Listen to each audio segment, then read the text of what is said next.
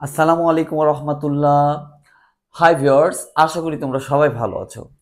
আজকে আমি most important একটা ক্লাস নিতে যাচ্ছি, সেটা হলো টেন্স নিয়ে। আমি টেন্সটা এত ইজি করে দিব তুমি চিন্তাও করতে পারবে না।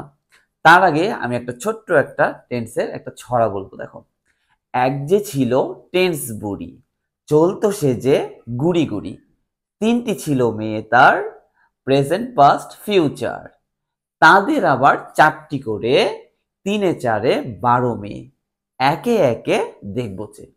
তো কথাটার মূল কথাটা হলো, বুড়ির তিনটা মেয়ে ছিল, প্রেজেন্ট পাস্ট ফিউচার, ঠিক আছে।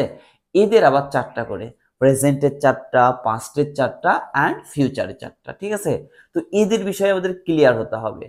আরেকটা কথা বলে আমি শুরু করতে চাই, সেটা হলো টেন্স কেন শিখি আমরা। বিষয় হলো, একটা বাক্য কোন টেন্সে আছে এটা আমাকে জানতে হবে। বাংলা থেকে ইংলিশে ট্রান্সলেট, ইংলিশ থেকে বাংলা ট্রান্সলেট করার সময় আমাদের এই টেন্স লাগে। তো আমি এত সহজ করে বুঝিয়ে দেবো, ইনশাল্লাহ তুমি ক্লাসটা ফুল দেখলেই বুঝতে পারবে, হ্যাঁ স্যার এতদিন যা পড়েছিলাম তার থেকে কিছুটা হলেও একটু সহজ হয়েছে। তো দেখো তোমরা, তো আমরা প্রথমেই এখানে টাইটেল দিয়েছি how to find out tense, মানে কিভাবে টেন্স নির্ণয় করা যাবে। যদি তোমার স্যার একটা বাক্য লিখে দেয়, একটা বাক্য লিখে দিল, মনে করো এরকম একটা বাক্য লিখে দিল, মনে করো এখানে একটা বাক্য লিখে দিলাম, Samiur, Samiur is writing, WRITING, writing a letter, LETTER letter. ছোট সোনামণিরা দেখো, এখানে আমি একটা বাক্য লিখেছি, সামিউর ইজ রাইটিং লেটার। এখন যদি তোমার স্যার তোমাকে জিজ্ঞাসা করে এটা কোন টেন্সে আছে বলো তো, তুমি 12টা মেয়ে, এই যে দেখো, প্রেজেন্টের চারটা মেয়ে, পাস্টের চারটা মেয়ে, ফিউচারের চারটা মেয়ে। এখন এই চারটা, এই চারটা, 8টা, এই চারটা, 12টা, এটা কোনটার মধ্যে হবে? তুমি তো মুখস্থ করে এসেছো, subject plus helping verb am is are plus main verb plus ING plus object plus extension. আরে বাবা রে বাবা, কত এক্সটেনশন, এত কি! এগুলো করতে গেলে তো তোমার মাথায় থাকবে না। তোমার শর্টকাট মেথডে দেখবা একটা বাক্য কোন টেন্সে আছে এটা জানার জন্য দুইটা জিনিস দেখবা। কয়টা? দুইটা জিনিস দেখবা। একটা হলো হেল্পিং ভার্ব আর একটা হলো মেন ভার্ব। তাহলে একটা হলো হেল্পিং ভার্ব আর একটা হলো main verb. Helping verb main verb দেখবা, তোমার পর্ব শেষ। এত জানার দরকার নেই যে subject plus helping verb am is are plus main verb plus ING plus object plus extension, এগুলো এত কিছু জানার দরকার নেই। তুমি হেল্পিং ভার্ব দেখবা আর মেন ভার্ব দেখবা, শেষ পর্ব। তাহলে আমরা এখানে এখন কথা হলো, স্যার হেল্পিং ভার্ব কোথায় থাকে? হেল্পিং ভার্ব থাকবে সাবজেক্টের পরে, এই যে প্রথমে যেটা থাকে সেটার পর সাবজেক্ট, আমরা এটা হেল্পিং ভার্ব, এই যে এটা হেল্পিং ভার্ব। আর মেইন ভার্ব কোথায় থাকে? মেইন ভার্ব হলো হেল্পিং ভার্বের পরে, তাহলে এটা হলো মেইন ভার্ব। তাহলে এটা মেইন ভার্ব আর এটা হেল্পিং ভার্ব, ঠিক আছে।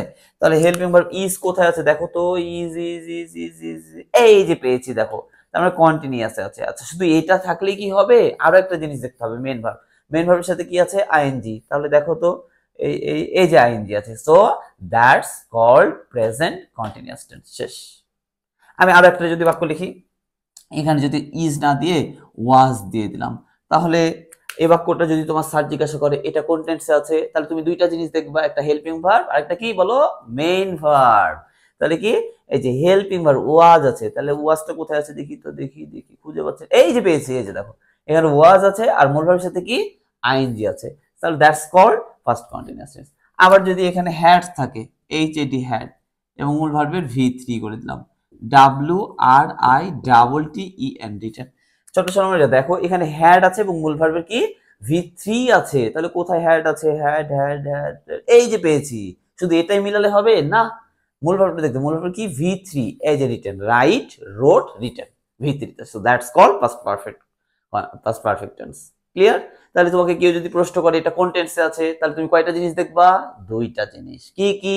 Helping verb, main verb. Helping verb কোথায় থাকে? সাবজেক্টের পরে। মেইন ভার্ব কোথায় থাকে? হেল্পিং ভার্বের পরে। ঠিক আছে, আর কিছু তোমাকে দেখার দরকার নাই যে subject plus helping verb am is are plus মূল ভার্বের সাথে আইএনজি যুক্ত plus object plus extension, never. তুমি এই রুলস গুলো ফলো করবা। এখন স্যার 12টা রুলস মনে থাকে না। আরে বাবা, মনে থাকবে না, একবার ইজি করে দেবো, দেখবা। এই যে দেখো, এখানে 12টা আছে, তাতে কি হয়েছে? যখনই তুমি কন্টিনিউয়াস বলবা তখনই আইএনজি হবে। একটা থিম তোমার হয়ে গেল। দেখো, continuous ING, continuous ING, continuous ING, continuous ING, continuous ING, continuous ING. তাহলে একটা বড় থিম হয়ে গেল না, তোমার জন্য ইজি হয়ে গেল না? এবার আরেকটা ইজি মেথড করে দিই। একটা তো করলাম, একটা করলে হবে, আরো একটা করি। আরেকটা কি, 1 নম্বর 2 নম্বর 3 নম্বরে এটা আছে না, 3 নম্বর, তাই দেখো V3, 3 এ 3। 1 নম্বর 2 নম্বর 3 নম্বর, 3 নম্বর, তাই দেখো V3, 3 এ 3। 1 নম্বর 2 নম্বর 3 নম্বর, 3 নম্বর V3, 3 এ 3। তাহলে আরো একটা ইজি হয়ে গেল যে 3 নম্বরে যেটা থাকবে মূল ভার্ব কি হবে, V3। কন্টিনিউয়াস মানে কি, মূল ভার্বের সাথে কি হবে, আইএনজি। তাহলে 2টা সহজ উপায় করে দিলাম, শুধু 2টা করলে হবে, 3টা করবো এবার। 3 নম্বর দেখো, আরো ইজি করে দেবো। 3 নম্বরটা হলো এই যে পারফেক্ট, এখানে হেল্পিং ভার্ব যা থাকবে এই জিনিসটাই হুবহু এখানে লিখবে। দেখো হ্যাভ আছে, তোকে হ্যাভই লিখেছি, হ্যাজ আছে, হ্যাজই লিখেছি, শুধু এক্সট্রা একটা কি যুক্ত হয়েছে, বিন যুক্ত হয়েছে। 3 নম্বরে হ্যাড আছে, তোকে হ্যাডই লিখেছি, শুধু এক্সট্রা কি যুক্ত হয়েছে, বিন যুক্ত হয়েছে। 3 নম্বরে shall have will have, shall have will হ্যাভই লিখেছি, এক্সট্রা শুধু বিন যুক্ত হয়েছে। তাহলে 3টা সহজ উপায় দিয়ে দিলাম, মুখস্থ করা কোনো ব্যাপার নাকি? ঠিক আছে, সারা জীবন তোর মনে থাকবে। আমাদের মেমোরিতে স্মৃতি এবং বিস্মৃতি দুটোই ঘটে, কোনোটা খুব দ্রুত গতিতে আউট হয়ে যায়, আর কোনোটা দীর্ঘদিন ধরে থাকে। তো এইরকম ভাবে তোমাকে স্টাডি করতে হবে যেন দীর্ঘদিন ধরে থাকে। তাহলে 3টা সহজ উপায় দিলাম, 3টা দিব না, আমি আরো একটা দিব। ঠিক আছে, 4 নম্বরটা দেখো, দেখো V1 প্রথমটাতে V1 V2 V1, এরকম দেখবা V1 V2 V1। ঠিক আছে, তাহলে এটাও একটা সহজ উপায় হলো। চারটা সহজ উপায় আমি কিন্তু তোমাদেরকে দিয়ে দিয়েছি। আশা করি তোমার এগুলো মুখস্থ করা খুব একটা কঠিন হবে না। এই থিমগুলো মাথায় রাখবা।